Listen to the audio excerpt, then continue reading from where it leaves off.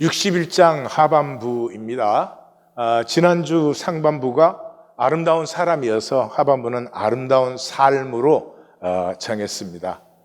뭐가 아름다워요? 실제는 아름다워요. 나무가 이렇게 굽어졌다고 나무 보고 저거 왜 저렇게 똑바르지 않고 추하냐 이런 사람 없지요. 오히려 구부러진 나무가 더 아름답게 보일 수도 있지요. 아름답다는 말은 실제예요. 그 말은 거짓은 추해요. 우리가 아무리 껍질로 삐까뻔쩍하게 만들어 놓아도 거짓은 추해요. 이 교회가 출발되는 지점이니까 아나니아와 삽비라 생각이 많이 납니다. 아나니아 삽비라는 그 땅을 팔아서 바쳤어요. 하나님이 한 번도 땅 팔아서 바치라는 말도 하신 적이 없고 땅 팔면 다 바쳐야 된다라고 말하신 적이 없어요. 자기가 자원해서 땅을 팔아서 바쳤으니까 얼마나 귀하고 아름다운 일이에요. 그런데 그것이 세상에서 제일 추한 일이 되고 말았어요. 왜냐 그러면 성경에 여기 딱 한마디가 있어요. 얼마를 감추매. 얼마를 감추매. 언제 하나님이 다 내놓으라고 하신 적도 없고 다 내놓아야 된 적도 없어요. 그런데 자기가 감추어. 이것이 종교인이에요. 언제 제대로 하라고 했어요? 근데 제대로 하는 척하고 있습니다. 다른 사람으로 하여금 그렇게 오해하도록 만듭니다. 결코 진실을 얘기하지 않습니다.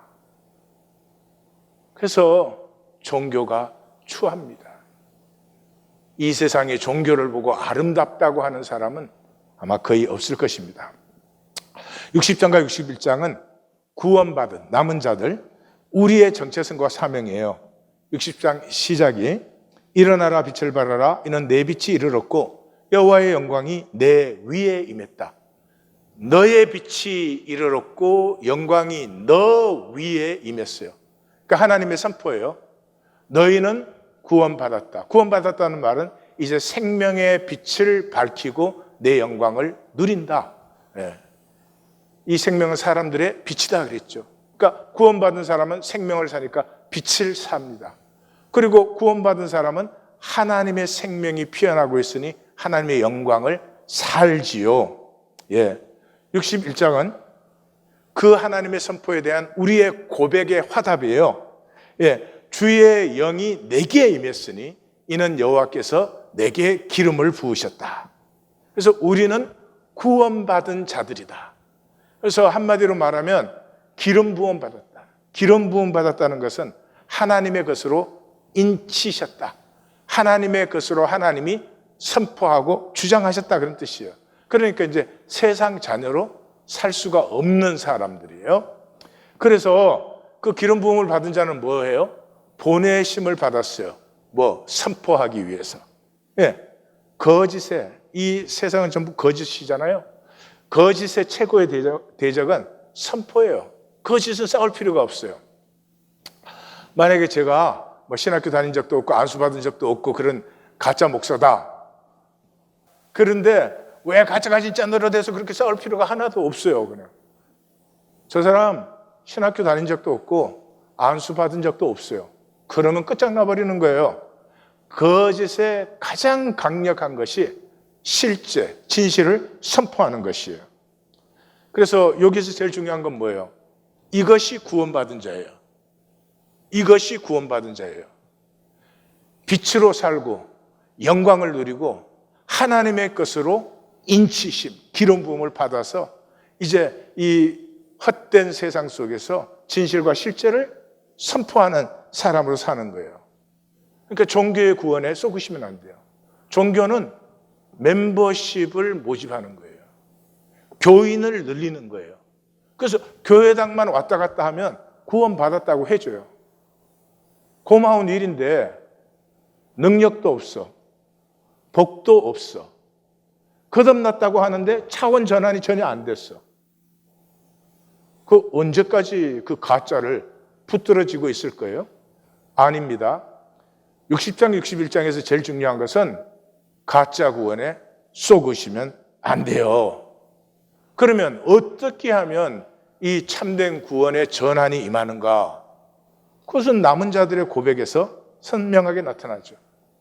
9번, 3번씩 3번의 우리 고백이 나오죠. 우리의 허물이 허다하여 우리의 죄가 우리를 쳐서 증언하고 있습니다. 우리의 허물이 우리와 함께하여서 우리는 죄악됩니다. 우리가 압니다. 우리가 여호와를 배반했고 속였고. 종교생활 하나님 속이는 거 아니십니까? 하나님에게 정직하게 살고 행하십니까? 그럴 사람 아무도 없어요. 그럼 무슨 말이에요? 하나님을 배반하지 않고 속이지 않아야 되는데 계속 그러한 삶을 살기 때문에 가슴이 아픈 것입니다. 종교에는 절대 아프지 않습니다. 종교에는 뭐 자기가 구원에 확신이 있고 죽으면 뭐 자기 천당 가고 뭐 난리가 나요. 근데 진짜는 안 그래요.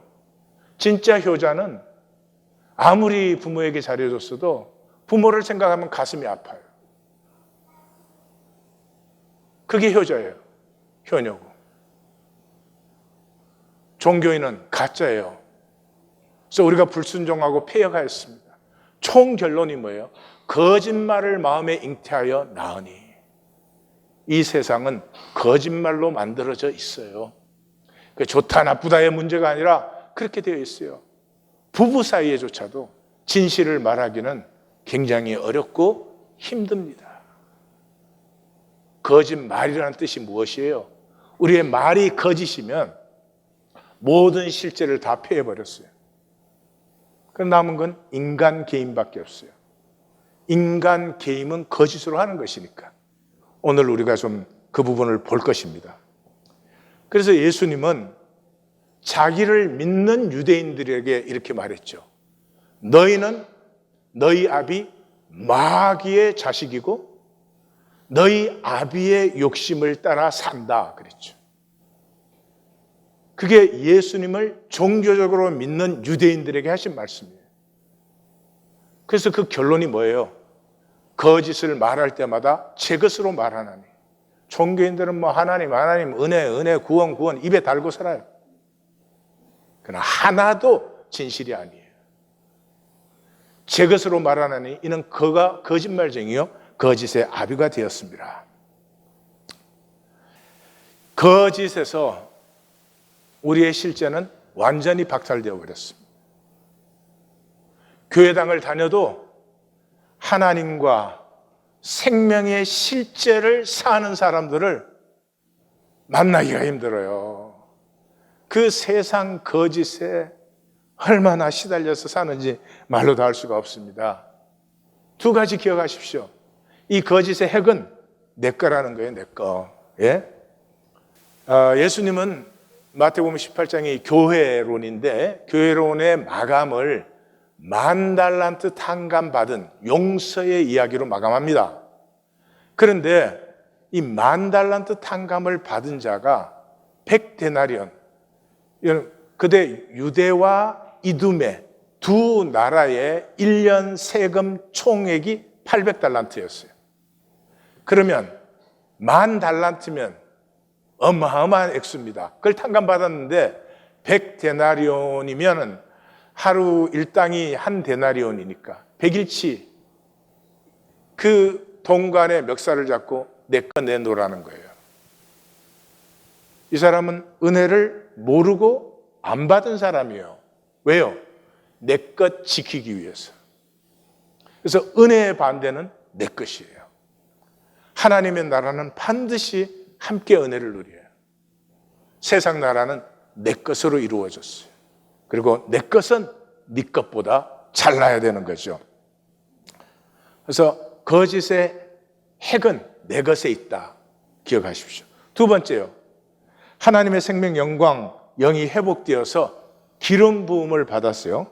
기름 부음을 받아서 그래서 만인 제사장이라고 합니다. 구원받은 자는 모두가 이제 하나님의 영광스러운 제사장이에요. 근데 종교는 그런 것은 특별 성도, 기름 부음 받고 보내심을 받고 이런 것은 특별한 성도들이나 그러는 것이고 우리는 부족해서 못해. 아니, 하나님의 생명이 피어나고 하나님의 영을 받은 게 구원인데 그 하나님의 영과 하나님의 영광과 생명이 꼼짝도 못해요? 우리가 부족해서? 종교 생활을 정당화시키는 거예요. 그건 바울이나 다윗이나 그런 사람이나 그렇게 사는 것이지 우리는 그냥 교회당이나 잘 다니면 되지. 이렇게 속이기 위해서 이 하나님의 구원을 교회당이나 다니는 일로 전락시켜 놓았단 말이지. 그 정당화가 되니까. 그래서 기름 부음 받은 자들에게 뭐라고 해요? 전하라 가난한 자에게 아름다운 소식을. 아름다운 소식이 뭐예요? 나의 본체. 예? 나를 하나님이 창조하셨고 이런 조건과 상황 속에 내가 살고 있는 것은 그 조건과 상황, 섭리를 통해서 나를 피우려고 하는 하나님의 뜻이지 내 조건이 무엇이냐가 나 아니다 이 말이죠. 예? 내가 얼마나 다른 사람보다 잘났느냐, 더 성공했느냐, 뛰어나느냐 그것이 아니고 연극 배우에게 배역이 주어지듯이 우리 각각의 조건과 상황은 하나님의 생명을 우리에게 주시고 피어나는 것이고 하나님의 생명이 피어나면은 너에게서도 하나님의 생명이 피어나니 한 생명이니 함께 살기가 이루어진다. 이것을 전하라는 것이죠. 그래서 보내셨기 때문에 그것이 선포되는 자리에서는 마음이 상한 자가 고쳐지고 포로된 자가 자유케 되고 갇힌 자가 노임을 받게 돼요. 한 번 더 말씀드려요. 뭐예요? 우리가 포로되어 있어요?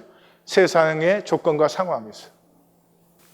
나는 얼마나 학력이 좋으냐, 나는 얼마나 좋은 경력을 갖고 있고 얼마나 잘 버느냐, 얼마나 잘 쓰느냐, 내가 얼마나 위대하냐, 능력 있느냐, 거기에 전부 포로가 되어 있어요. 아니, 자기가 중요하지 배역이 중요한 게 아니지. 그들에게 그것은 내가 맡은 배역일 뿐이고 하나님의 영광을 담은 내 하나님의 형상을 피워라를 선포하라는 것이죠. 그래서 여기서 조금 적용점으로 보겠습니다. 우리의 삶과 가정에서 문제를 해결하려고 하지 마십시오. 예, 살아있는 한 문제가 있어요. 그러니까 문제를 다 해결하는 사람은 죽겠다는 거야. 모든 문제는 우리를 피워내시려고 하는 하나님의 섭리가 그 안에 들어있어요.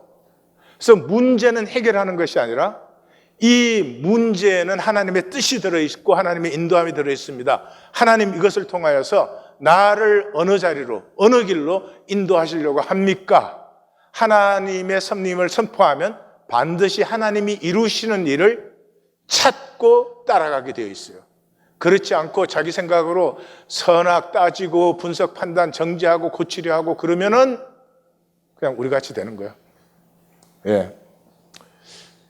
이 자동차라는 게 생겨가지고 여긴 거짓말은 또 거짓말을 만들어내요. 그래서 또 전기 자동차라는 걸 만들어서 전기 자동차를 만들면 공해가 없어진다 그래요. 그것도 새빨간 거짓말을 믿어. 여러분, 전기 자동차 배터리를 만들기 위해서 그 광물을 캐내는데 공해가 얼마나 많은지 아십니까? 하여튼 왜 그렇게 거짓말에 잘 속는지 난 참 이해가 안 가요. 이 자동차가 생겨서 그때부터는 자동차 안 타는 사람도 자동차 세금을 다 내야 돼요. 도로 만들어야 돼요. 그 세금 다 내는 거예요. 그 다음에 그뿐이 아니지. 예? 이 공해가 얼마나 많아요. 근데 그것보다 더 중요한 것은 거리의 어울림이 사라져버렸어요. 저는 애들이 어디 나와서 놀았어요? 길에 나와서 놀았어요. 사람들이 어디서 이웃 만나요? 길에서 다 만나요. 지금 집에서 딱 나오면 자동차 안에 쏙 들어가니까 이웃이라는 게 없어. 이웃이라는 게 없어. 자전거 타면 얼마나 좋아요. 일단 공해가 안 생기잖아. 그리고 저절로 엑서사이즈 되죠. 거기에 사고가 나도 찰과상이나 나겠지. 사람이 죽는 일은 사고, 자동차로 만들어지는 이 핸디캡, 불구자가 얼마나 많은지 아십니까? 우리는 자동차 만들어서 문제 해결했다 그랬어요. 빨리 움직일 수 있고, 더 빨리빨리 보급할 수 있고. 문제 해결했어요? 아니요. 더 많은 문제를 만든 것이에요. 그러니까 하나님을 믿으면 원리가 다른 것입니다. 그것을 아셔야 돼요. 똑같은 원리를 사시면서 나 구원받았다, 그런 소리 절대로 하시면 안 돼요. 그래서 우리의 1820 데일리 브레드는 가르치고 고치고 하는 데가 아니에요. 부족과 아픔을 품어주는 자리예요. 그 사람에게 왜 그런 문제가 있는지 나는 알 수가 없어요. 하나님이 아시잖아요. 내가 할 수 있는 일은 그 사람이 하나님의 도전을 잘 받을 수 있도록 품는 것뿐이에요. 품을 때 죄가 질식사예요. 네? 이 노름 아들이 있었거든. 중독이니까 매일 밤 노름방에서 그 밤을 새고 아침에 술 냄새 풍기면서 집에 들어와. 그래서 엄마가 도저히 안 되겠다, 너 손목을 끊어서라도 노름을 못하게 해야 되겠구나. 그 아들이 그래 끊어보시오. 끊으시오, 여기 있으니까. 엄마가 도마를 깔고 그 아들 손을 그 위에 얹고 큰 식칼로 내리쳤습니다. 피가 튀고 손목이 잘라졌습니다. 근데 잘라진 것은 아들의 손목이 아니라 엄마의 손목이었습니다. 아들의 손목 잘랐으면 그 사람은 손 없는 손목 갖고 노름방 또 갑니다. 그러나 엄마의 손목을 기억하는 한 노름방에 다시 갈 수 없습니다. 이게 의의 연대성이에요. 아픔은 의의 연대를 만들어내요. 함께 아파할 때 인간은 위대해지는 것이, 그 세상 속에 인간을 전락시켜서 남은 아파도 나만 잘나고 나만 잘 산다, 그렇게 전락을 시켜버린 것이에요. 예수 그리스도는 아름다움을 계시하신 것입니다. 그런데 자기가 얼마나 아름다운가를 계시한 것이 아니고 우리가 얼마나 아름다운지를 계시한 것이에요. 종교인들은 예수님 높여주고 올려준다고 난리예요. 네? 예수님 높여주면서 지가 꼽사리로 같이 높여지지. 하나님이 자기 자랑하려고 오셨겠어요? 여러분, 하나님의 생명을 가지고 하나님의 형상으로 창조된 우리가 얼마나 아름다운지를 모르고 세상의 거짓 욕심에 사로잡혀서 너무나 추하게 사니까 겉으로만 뺀질뺀질 가르지 우리의 속이 너무나 추하니까 우리가 얼마나 아름다운가를 예수님이 오셔서 사람으로 태어나는 일이, 사람으로 사는 일이, 사람으로 죽는 일이 얼마나 아름다운지를 우리에게 보이신 것 아니에요. 왜요? 아름다운 우리를 각성케 합니다. 아름다움을 만나는 사람은 나는 아름답지 못하구나. 근데 종교인들은 그 아름다움을 가지고 자기 껍질 만들어요. 나는 구원받았다, 나는 죽으면 천국 간다. 자기 천국에나 가겠지. 그래서 예수님은 마태복음 23장이 종교장이에요. 예수님은 종교와 싸우신 분이에요. 그래서 그 23장 시작을 그들의 모든 행위를, 종교인들은 모든 행위를 사람에게 보이려고 해요. 하나님 그러고 나와서 하나님 의식이 전혀 없어요. 사람 앞에 알랑알랑 대다가 가는 거예요. 결론이 27, 28절이에요. 뭐라고요? 겉으로는 아름답게 보이는데 그 안에는 죽은 사람의 뼈와 모든 더러운 것이 가득해요. 겉으로는 옳게 보여요. 안에는 외식과 불법이 가득해요. 4절과 5절은 이 남은 자들은 이제 전에는 이 하드웨어를 중간하는 것은 페르시아 아닥사스다가 했잖아요. 그런데 그 페르시아가 감당하던 하드웨어까지도 중건하고 재건하고 중수하는 남은 자들이, 그래서 이제 남은 자들은 하드웨어와 소프트웨어를 다 중간하는 자다. 그 본이 누구예요? 예수 그리스도죠. 그의 몸은 하드웨어 성전이 되셨죠. 그의 피는, 생명은 영원한 언약이 되었지요. 그래서 6절, 7절 오늘 본문의 시작은 여호와의 제사장 된 복과 기쁨을 노래합니다. 먼저 오직 너희는 의의 제사장이라 일컬음을 받고 사람들이 너희를 우리 하나님의 봉사자라고 할 것이다. 하나님을 섬기는 사람들이요, 그러니까 하나님의 가슴을 받은 사람들이요, 그러니까 우리의 명칭은 여호와의 제사장인데 우리는 하나님의 복을 받은 사람들이에요. 자, 이 하나님의 복을 받은 사람들인 너희는 이방 재물, 이방의 나라들의 재물을 먹고 그들의 영광을 얻어서 사랑할 것이라. 그러니까 내가 하나님에게 복되었지요? 그 복된 내가 온 세상에 복이 되는 것입니다. 복되어 복이 되는 것입니다. 다시 말해서 이제는 세상의 재물과 힘이 나를 통해서 나누어져서 모두를 복되게 하는 것이죠. 이 얼마나 좋은 일입니까? 내가 하나님의 복을 받아서 나와 함께하는 모든 자리에 사람뿐만이 아니라 복이 되는 것, 커야 되는 것이 아니고 작아도 좋습니다. 오늘 말씀 마지막에 조그만한 예를 하나 우리가 볼 텐데 얼마나 좋은 삶이에요.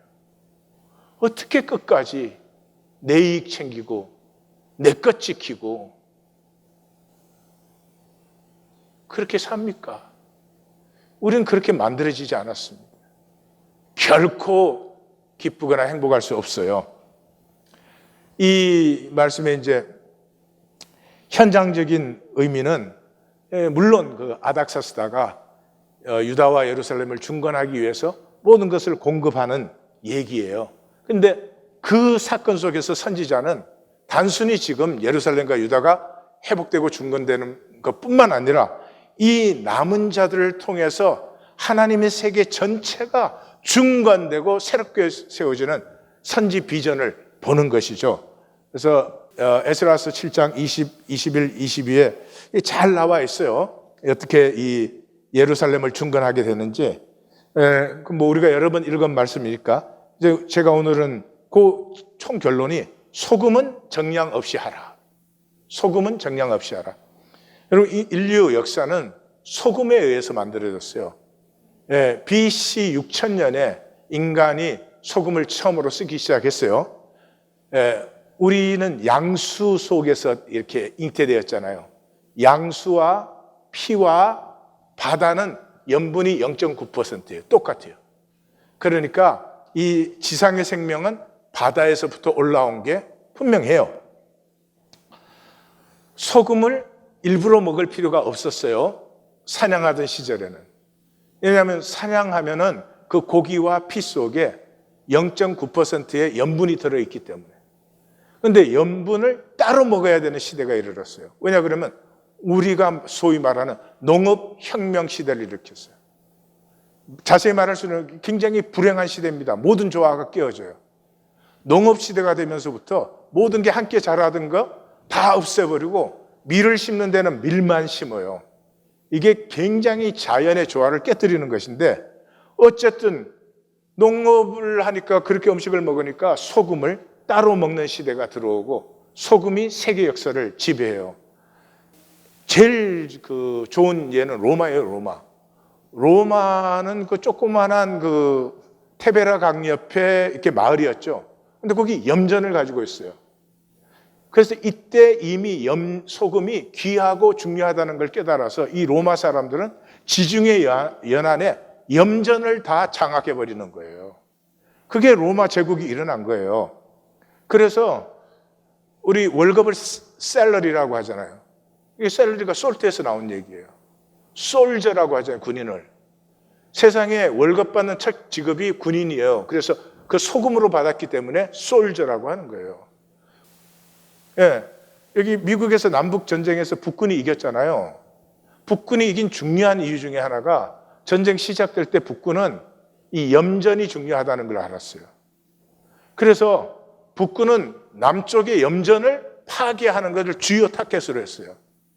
그래서 나중에 전쟁 끝나고 나서 남쪽이 진 이유는 솔트빌 염전이 파괴되었을 때, 남부에서는 제일 큰 염전인데 솔트빌 염전이 파괴되었을 때 전쟁은 끝난 것이다. 그렇게들 해요. 소금은 이 시대는 금과 마찬가지예요. 그런데 소금은 정량 없이 필요하다는 대로 다 주어라. 그렇게 말을 해요. 우리가 복이 되겠다. 하나님의 복이 되겠다. 나를 통해서 복을 나누겠다 하면 정량이 없어. 내 평생이 복이 될 수도 있어요. 그걸 세상이 속여서 평생을 거꾸로 살아가는 거예요. 오늘 보시면 좋겠어요. 7절, 너희가 수치 대신에 보상을 배나 얻으며 능력 대신에 몫을 받아 즐거워하며 땅에서 갑절이나 얻고 영원한 기쁨이 있으리라. 여기 배에 갑절 얘기가 나오니까 현상이 자꾸 양을 생각해요. 양을. 여기는 그런 말이 아니에요. 예? 내가 하나님의 복을 받았잖아요. 그래서 내가 또 복이 되잖아요. 그게 배요 갑절이에요. 예. 복되어서 복이 된 그 영원한 기쁨. 그래서 사도 바울은 이런 말을 해요. 망령되고 허탄한 신화를 버리고, 이 신화란 말은 종교예요. 종교를 버리고 경건에 이르도록. 경건이라고 하는 것은 종교행위가 아니고요, 하나님이 주신 생명으로 사는 것이 경건한 것이에요.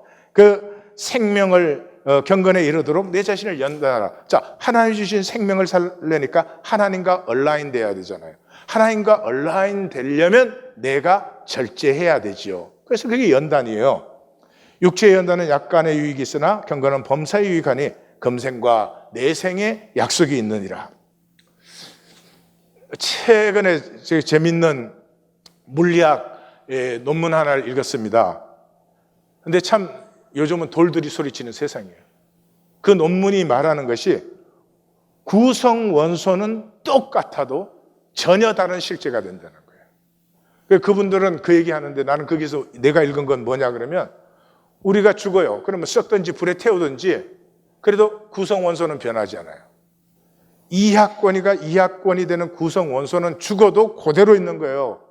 원소는 변하지 않아요. 질량 불변의 법칙, 에너지 불변의 법칙. 그런데 똑같은 원소지만은 전혀 다른 실제가 될 수 있어요. 뭐에 의해서? 이 원소들을 연결하고 조합하는 성질에 의해서. 우리로 말하면 우리의 인격이 하나됨을 추구하는 인격이냐, 단절로 내 이익시키는 인격이냐에 따라서 우리는 전혀 다른 존재가 되는 것이에요. 끝까지 단절로 사시면 안 됩니다. 그것은 참혹한 저주요, 영원한 저주예요. 또 심리학에서 이런 실험을 했어요. 학습 전 아동, 그러니까 2살에서 한 4살, 학습 효과가 나타나기 전에 아동들에게, 걔들은 죽음이 뭔지를 이해를 못하는 애들이에요. 그런데 같이 기르던 개와 고양이가 사라졌다, 이제 더 이상 없다, 이런 것을 인지하는 것이 죽음이 뭔지 모르죠. 근데 그 아이들에게 고양이가 걔가 죽은 후에 그 느끼던, 같이 있을 때 느끼던 것처럼 또 느낄까? 다르게 느낄까? 걔들은 어떻게 생각을 할까? 이런 질문들을 했어요. 근데 일반 얘기를 물으면 그 나이 아이들은 어른보다 이야기의 양이 그냥 절대적으로 줄어들어 버립니다. 그런데 사후 세계를 물었을 때는 어른의 몇십 배의 양의 얘기가 나와요. 거기서도 그 걔는 이렇게 느낄 거예요, 이런 걸 좋아할 거예요, 이런 걸 기뻐할 거예요, 이렇게 살고 있을 거예요. 우리는 모두 내생을 압니다. 억지로 죽으면 끝난다, 그만이다 그렇게 믿고 싶어도 절대로 그렇게 되지 않습니다. 이 금생은 하나님께서 나에게 선택권을 주사 하나님과 온 세계와 하나 되는 인격이 될 수도 있고, 끝까지 단절되는 인격이 될 수도 있습니다. 여기서 하나됨을 체험하지 못하면 혼자서는 하나됨을 체험할 수 없습니다. 그 하나됨을 만나는 것이 교회입니다. 종교단체 아닙니다. 8절에서 9절은 심은 대로 거둔다 스스로 속이지 말라. 나 여호와는 정의를 사랑하고 불의의 강탈을 미워한다. 미워한다 그렇게 번역을 해야 되는데 우리는 하여 이러는 바람에 뜻이 애매해졌지만 성실히 그들에게, 여기 그들은 남은 자들이에요. 그래서 성실하게 그들에게 갚아주고 영원한 언약을 맺는다. 종교는요, 하나님을 무슨 도대체 하나님이 누구냐 그러면 헷갈려 애매모호하게 만들어가지고. 하나님이 그런 분이에요? 하나님 간단합니다. 의를 사랑하고 불의를 미워합니다. 왜 종교는 하나님을 그렇게 헷갈리게 만들었어요? 자기가 불의를 살면서도 뭔가 나는 하나님의 자녀다, 구원받은 자다, 이렇게 거짓을 정당화시키려고 한 것이죠.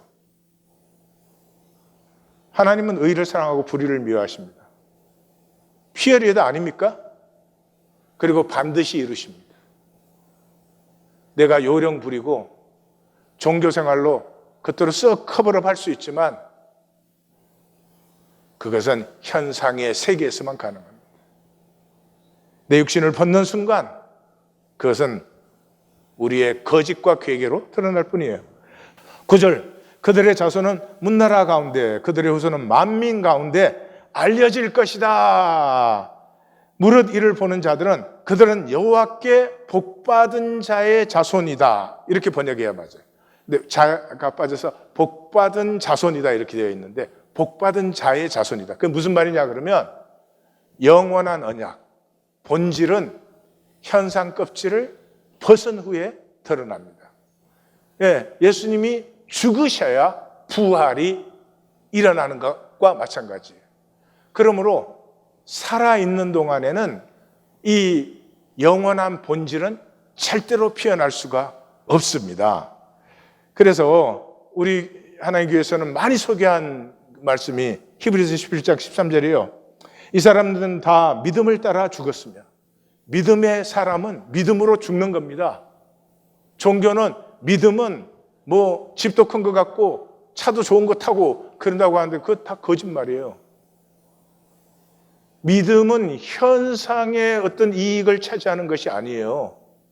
믿음은 본질을 회복시키는 것이고 본질은 현상이 끝난 후에 나타나요. 그래서 믿으면 믿음을 따라 죽는 거예요.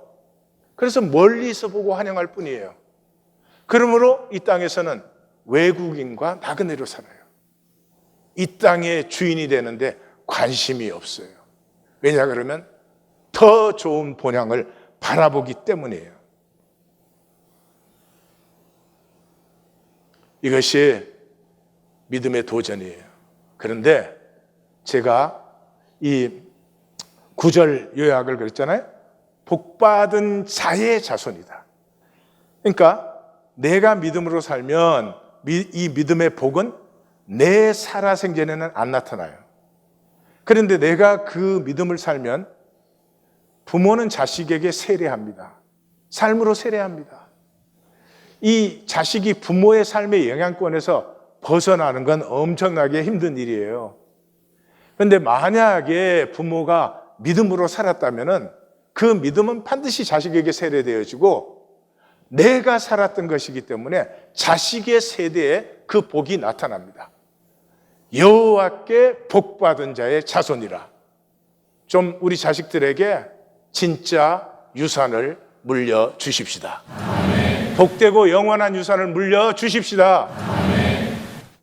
그저 세상적으로 좋은 학교 가서 돈 많이 벌고 잘 되라, 그런 썩을 허물을 살고 물려주고 그러지 말고 정말로 내가 믿음으로 살았기 때문에 너는 이 세상에서도 금생에서도 복될 것이고 또 너의 삶은 내 자녀의 내생까지도 축복할 것이다.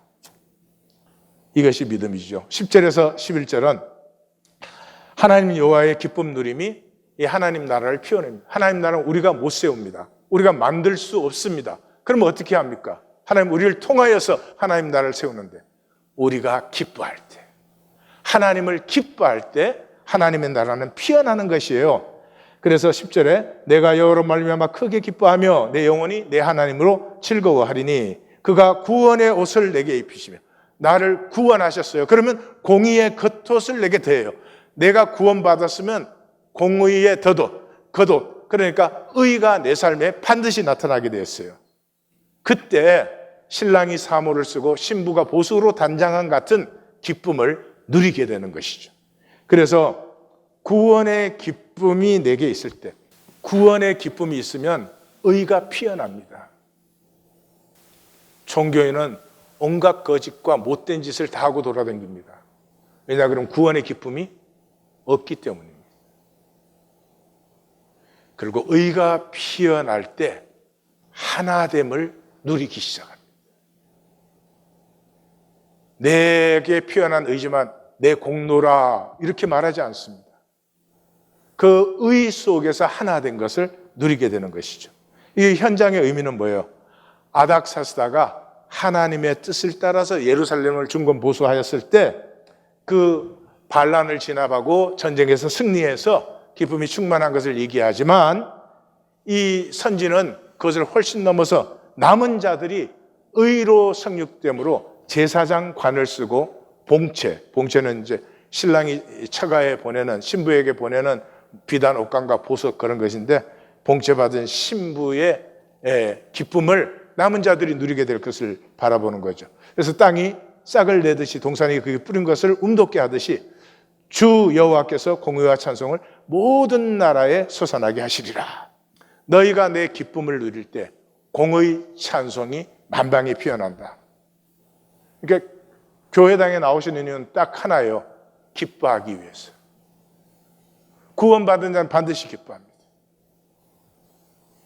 실제로 구원받지 않은 자는 생각이 어지럽고 복잡합니다. 기쁨이 없어요. 아니, 오히려 짜증, 불만, 불평이 가득할 수도 있죠. 잘 기억하십시오. 신앙의 본질은 기쁨입니다. 그 귀한 보화를 발견했을 때 기뻐하며 돌아가서 다 팔았다. 우리는 다 팔았다가 보여요. 다 팔았다가. 뭘 내놓으라고 한 적도 없고 내놓을 것도 없으면서 다 팔은 그 능력이 기뻐하며 돌아갔어요. 부활에는 더 정말 신기합니다. 여자들이 부활하신 주님을 만나고 무서움과 큰 기쁨으로 제자들에게 알리려고 달려갔어요. 여러분, 무서우면 기쁠 수가 없어요. 근데 무서움 속에서도 기쁨이 있었어요. 무서움과 큰 기쁨으로. 코이노니아도 여러분, 우리 보고 뭐 나누라 이런 거 아니에요. 우리가 나누면 코이노니아 아니에요. 그냥 생명이 통하여야지. 근데 뭐가 있어야 통해요? 기쁨이에요. 기쁨과 순전한 마음으로 그렇게 되죠. 기쁘면 나누고 싶고 나누게 돼 있어. 좀 많이 기뻐하고 짜장면 사. 여러분, 에티오피아 내시가 빌립에게 세례받았잖아요. 그 말씀을 듣고 세례받았잖아요. 근데 그 결론이 이렇게 되어 있어요. 기쁘게 자기 길을 가더라. 생명의 기쁨을 만난 사람은요, 남보다 잘나려고 막 찌찌째째한 그런 경쟁하지 않아요. 자기 길을 기쁘게 가는 거예요. 예. 자, 이것이 오늘 본문인데 마귀가 우리에게 준 인간 게임을 좀 살펴봅시다. 나를 빼앗은 중산층 환상. 정확하게 표현했습니다. 이 세상 사는 게 뭔 줄 아십니까? 중산층 돼야 된다는 거예요. 중산층 중독이요. 예. 그래서 이것은 모두에게 강요되어 있어요. 그리고 모두에게 강요되었기 때문에 생각이 돈밖에 없어요. 오로지 중산층 되는 거니까 생각이 그냥 돈이요. 그래서 다 돌아 있어. 예. 성장의 허상과 그 광란, 산업혁명이 시작되면서부터 부의 일반화가 이루어졌어요. 전에는 새 옷이라는 것은 왕족이나 귀족이나 입는 것이었어요. 근데 이제는 생산량이 늘어나니까 모두가 돈만 있으면 새 옷을 마음대로 입을 수 있어요. 그래서 상품이 그 사람을 결정해요. 상품의 위상이 생겼어요. 새로 생기는 물건들을 누가 살 수 있느냐, 누가 가질 수 있느냐, 이게 그 사람의 능력을 결정해요. 상품을 사는 이유가 뭐예요? 편하게 살기 위해서죠. 그래서 얼마나 편하게 사느냐, 이게 그 사람이 얼마나 귀한 사람이냐, 이렇게 되어버린 거예요. 그래서 새로운 가난이 등장했어요. 전에는 김치 냉장고 없었잖아요. 근데 지금은 다 없이 잘 살았어. 근데 지금은 김치 냉장고가 없는 집은 가난한 집이야. 여러분 웃지요? 그렇게 되었다니까. 지금은 명품을 못 사는 사람이 가난한 사람이에요. 그걸 믿어요. 그래서 상품에 귀속되어 버렸어요, 사람이. 그래서 쓸모 있는 물건을 많이 만들어내요. 근데 쓸모 있는 물건을 많이 만들어낼수록 쓸모없는 인간이 늘어나요. 왜요? 쓸모 있는 물건을 사려면 돈이 있어야 돼요. 그러니까 오로지 정상적인 인간은 돈을 잘 버는 인간이에요. 돈을 못 버는 인간은 인간으로서의 가치가 더 이상 없어요. 그걸 믿어요. 그건 믿어요. 하나님은 안 믿어도. 그래서 돈으로 노동되지 않는 그런 노동은 전락되어 버렸어요. 그러니까 여자가 살림 사는 노동력은 돈으로 환산 안 되잖아요. 그래서 성차별화가 산업혁명 이후에 본격화된 거예요. 우리 한국도 고려시대에는 남녀가 똑같았어요. 굉장히 개방적이고 활발한 문화를 누렸어요. 지식, 기술, 과학의 절대화. 이 배우는 건 삶이 배움이에요. 모든 걸 통해서 배우는데 배움이 스쿨링으로 전락되었어요. 왜냐 그러면 교육은 입신양명, 출세의 길이라고 하기 때문에. 정말 그래요? 그래서 한국 부모들은 죽어라고 벌어서 죽어라고 학원비 됩니다. 그런데 잘 똑바로 아십시오. 예, 스쿨링은 새로운 신분 계급 유지의 길입니다. 이 스쿨링을 통해서 사회와 접속되어 가는 이 모든 시스템 자체는 누가 컨트롤해요? 힘있고 돈 있는 자가 컨트롤해요. 모두가 대학을 가지만 그 대학을 나와서 성공하고 부를 거두는 사람은 0.001%가 안 되는 이미 헤게모니를 가지고 있는 사람들이 누리는 것이지, 우리 집에 학원만 많이 보내면 잘 살게 될 것이라는, 그걸 또 믿어요? 정말 어처구니가 없어요. 그래서 현재 문제를 나누고 해결 못해요. 가정에 문제가 있으면 식구들이 오손오손 둘러앉아서 나는 이게 문제야. 나는 이게 힘들어. 우리 뭐 어떻게 하지? 그럼 우리 한번 이렇게 해볼까? 이런 게 없어요. 발전으로 억눌러 버려요. 예, 돈만 좀 더 벌면, 집만 사면. 그래서 문제 해결을 못하고 발전으로 억눌러 버려요. 예. 우리 한국 가정은 그거죠. 애만 좋은 학교 보내면. 그러고는 더 비참해지죠. 그래서 과잉 발전한 도구가 사람보다 중요해져 버렸어요. 우리 백년의 고독에서 나누었죠. 막곤도에 기차가 들어와요. 얼마나 유용한 도구예요.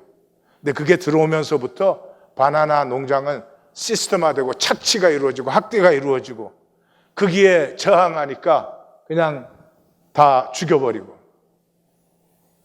돈이 신으로 든 거겠죠. 점점 더 좋아집니다. 점점 더 편리해집니다. 점점 더 아주 유능해집니다. 근데 그 모든 것은 돈으로 오는 것입니다. 돈으로 오는 것입니다. 사람이 사라져버렸죠. 사람이 사라져버렸어요. 주범이 전문가들이에요. 인간이 불구인간이 됐습니다. 내 몸이고 내 감정이고 내 소유고 내 자신인데 상실해버렸어요. 이제는 감기도 의사가 진단해 줘야 돼요. 내가 감기 걸린 거 몰라? 이걸 의사한테 가서 진단받아가고 약을 받아와요. 또 의사는 절대로 감기라고 안 그래요. 급성 바이러스 비인두염 이렇게 불러요. 내가 영어로 의학 용어를 찾았는데 나 발음할 자신이 없어서 지워버렸어. 예. 전문가가 규명해 줘야 돼요. 내 삶을. 이게 시작된 게 어디? 종교예요, 종교. 종교의 성직자가 이 앞에 서가지고 네가 뭘 믿어야 되는지, 네가 어떻게 살아야 되는 건지를 전문가가 규명을 해줘요. 예수님의 혁명이 뭐예요? 예수님 오셔서 아빠, 아버지 그래버렸잖아요, 하나님을. 내 아빠와 내 사이잖아. 그걸 누가 말을 해? 누가 어떻게 규명을 해? 하나님과 내가 아빠와 자식 사이면은 그걸로 된 거지. 그게 뭐가 어떻게 믿어야 되고 어떻게 살아야 되고가 어디에 있어요? 병도 자연이잖아요. 병도 자연이지 태어나서 한 번도 아프지 않아도 그럼 인간이 될 수 없지. 근데 이 병이 이제는 시스템 유지를 위한 도구가 됐어요. 예, 병원이 병을 만든다는 건 책도 나오고 논문이 뭐 읽을 수가 없을 만큼 많이 나왔어요. 옛날에 우리 와이프 근무할 때 보니까 이제 그 병원까지 사람들이 안 오니까 환자들을 많이 끌어들이려고 클리닉을 이렇게 플래싱에다가 한가운데다 지었어요. 플래싱 한가운데다 이제 클리닉을 딱 지으니까 전에 병원으로 찾아오는 그 환자들하고는 상담 시간이 뭐 15분도 되고 뭐 30분도 넘고 그래요. 근데 여기에 이제 건물 세웠죠. 기계 들였죠. 시스템 만들었죠. 그러니까 몇 명을 봐야 된다는 게 있어요. 나빠서가 아니고 그 클리닉이 운영이 되려면 몇 명을 봐야 된다고 했어요. 그러니까 환자 한 사람 보는 시간이 5분 이내가 돼야 돼. 그러니까 병을 고치기 위한 게 아니고 시스템을 유지하는 거지요.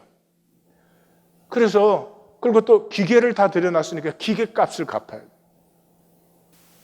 만들어진 가난과 두려움. 뭐가 두려워요? 중산층이 돼야 돼요. 중산층이 못 되면 인간 대접을 안 하니까. 만들어진 가난과 두려움.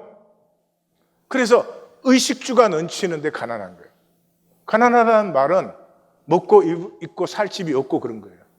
지금은 의식주가 넘치는 가난을 갖고 있어요. 인간이 말이 안 되는 기적을 우리는 스스로 이루고 있어요.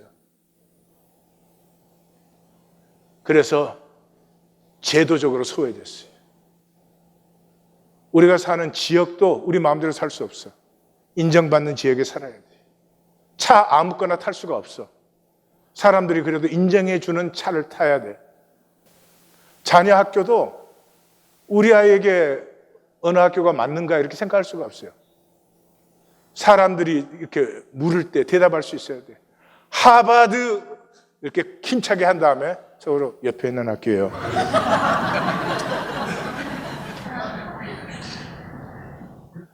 만들어진 두려움과 가난. 1820 데일리 브레드 수는 채소의 통제. 그런 것에 우리 통제당하지 맙시다. 그런 것이 우리를 규명하도록 허락하지 마십시다. 예수가 주와 그리스도다. 최대의 자율성을, 내가 선택한 삶을, 나는 이렇게 살고 싶은 삶을, 내가 꿈꾸는 삶을 이 짧은 인생에 나는 한번 걸어가리라. 이것이 영성이고 이것이 awareness, 각성이에요. 나됨에 대한 각성이에요. 성장의 허상에 절대 속지 마십시오. 온 세상이 경제가 이렇게 성장하고 있습니다. 잘 되고 있습니다. 하지만은 혜택을 받는 것은 극소수예요. 극소수예요. 나머지는 새로 만들어지는 신상품에 억눌리고 짓눌리고 그렇게 살고 있는 것이죠. 행복은 간단합니다. 뭐해? 청국장 먹자. 야채도 싱싱해. 이게 행복이에요. 아무 때나 그렇게 연락할 수 있고 아무 때나 그렇게 어울려서 먹을 수 있는 게 행복이에요. 요즘은 그런 사람 없어요. 이거 미리 연락해서 약속해야 돼. 카톡해야 돼. 그건 단절되어 있는 삶이에요. 임종의 베갯머리에서 먼저 가. 우리 다 함께 가고 있어. 조금 있다 나도 갈 거니까 곧 만나자. 그렇게 말할 친구 있어요. 그렇게 생명을 나누는 관계가 있어요. 그게 행복이에요. 1820 데일리 브레드는 이런 단순하고 소박하고 순전한 것을 회복하는 유일한 자리입니다. 상상력을 마비시켜버리고 우리의 신비를 소멸시킨 그 마귀의 계획에 대적하는 것이에요. 영혼을 빼앗아요. 무엇이? 종교와 돈이. 끝까지 종교와 돈으로 사시겠다. 막을 사람 아무도 없습니다. 그러나 불쌍하다는 것은 아셔야 됩니다. 그래서 예수님의 사역의 두 기둥이 뭐였어요? 나는 자비를 원하고 제사, 종교를 원하지 않는다. 예수님이 이렇게 말씀하셨어요. 사람이 만일 온 천하를 얻고도 제 영혼, 우린 목숨이라고 모르니까, 뭘 말하는지 모르니까, 목숨은 무슨 목숨, 정말 안타깝습니다. 제 영혼, 수혜이란 단어예요. 이러면 무엇이 유익하리요? 사람이 무엇을 주고 제 영혼을 수혜와 바꾸겠느냐? 저를 보십시오. 우리는 정신, 혼을 가지고 있습니다. 우리 속에 하나님의 영을 씨앗으로 주셨습니다. 하나님의 뜻은 우리의 혼과 하나님의 영이 하나가 되는 것입니다. 그러면 우리를 통해서 하나님의 세계는 무한히 피어날 수 있습니다. 그런데 끝까지 하나님의 영으로 사는 것은 희생해야 되고 손해봐야 되고 나누어야 되니까 내 것 지키려고 끝까지 하나님의 영과 내 혼이 단절되어 있는 것은 얼마나 영원한 비극입니까? 표현할 길이 없습니다. 예수님은 지옥을 가장 많이 말씀하셨습니다. 바깥 어두운 데서 슬피 울며 이를 갈리라. 그런데 저는 이 본문 묵상하면서 그 이상입니다. 예수님이 언어로 표현해야 되니까 그런 것이지, 이 영원한 저주, 하나님 안에서 만유가 하나 된 그곳에 나만이 스스로 단절되어서 하늘 그대로 피어나지 못한 슬픔은 바깥 어두운 데서 슬피 울며 이를 갈리라 그 정도가 아닌 것입니다. 사랑의 예수님이 왜 그렇게 지옥을 많이 말씀하셨어요? 우리 중에는, 내 말을 듣는 자 중에는 누구도 그 운명을 선택하는 사람이 있어서는 안 된다 하는 것이죠. 오늘 버리십시오. 내 것 버리십시오. 더 잘 삽니다. 내 것에 붙들려 있는 사람은 마음도 작고 영혼도 작아지고 삶도 작아지고 그냥 좁쌀의 삶을 살게 된 것이에요. 자기가 자기를 싫어해요. 자기가 자기가 자랑스럽지가 않아요. 그 열등감과 수치의 삶을 왜 스스로 살겠습니까? 영상을 하나 나누겠습니다. What some may consider a chore is everything Nikki Crawford has been dreaming of. I gave them my vision. They designed it. With the help of a student-led engineer team from Georgia Tech, this school bus is now a fully functioning mobile laundry room meant for those living on the streets. What we're trying to do is get them clothes that they can have for the course of the week. The idea came about a few months into the launch of Crawford's shower trailer. I tell them, when you come here, this is a family environment.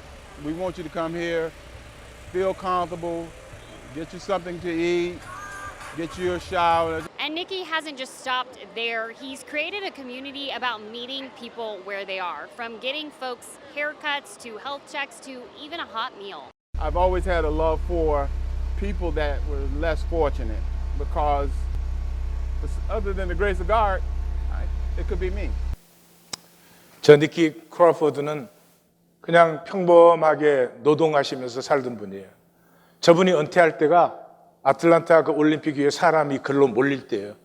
그래서 홈레스들이 많이 생기니까 조지아 텍 학생에게 부탁을 해가지고 추럭에다가 이 세탁기 넣는 거를 만들어가지고 홈레스 피플 모이는 데 가서 옷 빨아주고 샤워할 수 있게 해주고 네이 주고 타월 주고 양말 주고 아름답지 않습니까? 자유하지 않습니까? 저분보다 몇천 배를 더 가지고도 전혀 자유하지 못한 사로잡히고 얽매인 삶을 사는 사람이 수도 없이 많습니다. 저분 인터뷰 때 저를 탁 사로잡은 말씀이 있습니다.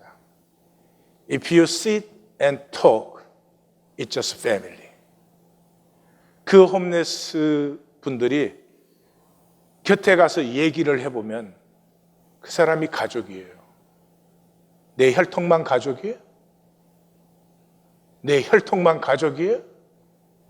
그런 거짓과 단절의 괴계를 사시면 안 됩니다. 이제 이곳은 하나님의 교회가 일어나는 자리입니다. 기도하십시다.